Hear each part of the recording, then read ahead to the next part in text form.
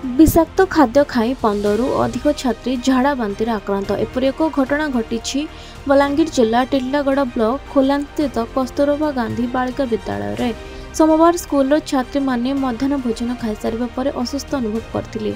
परे सेमानंक मुंड व्यथा हेबा सह झाड़ा बांति होइतिला। काली राति आम खबर पाइलु हॉस्पिटल रु किछि एंता झाड़ा बाती होइचे बोली ना सेमु को आनी शिफ्ट करा गला। राति फेर से माने भल ही गले दुई तीनटा से भितरु के कंडीशन खराब थिला बाकी भल थिला। कंडीशन खराब ले सब सीरियस एंता कि नै थे तमो भेनप्लोन लगे के छाड़ी दिया आइतिला।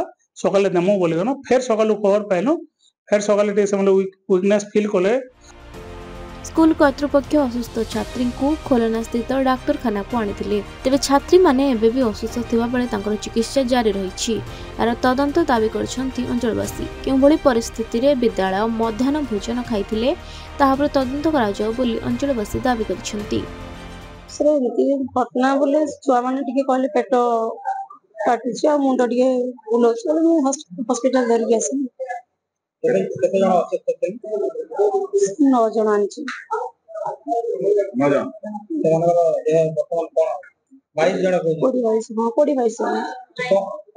जन मध्य वर्तमान केते सुस्थ अछंती सुस्थ अछंती प्राय सुस्थ अछंती जे सेठी तो वर्तमान केते जन एबे अछंती 9 जन आया काली तो सखाळे मुग गजा खाइतले तापरे स्कूल गले एमडीएम खाइछन स्कूल ले काली थिला हमर मंडे थिला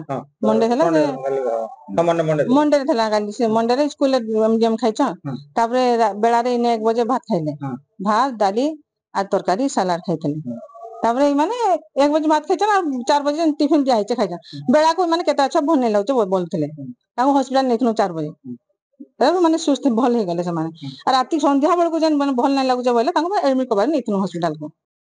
बलांगीर गुप्त पृष्टिंग रिपोर्ट खबर ओडिशा।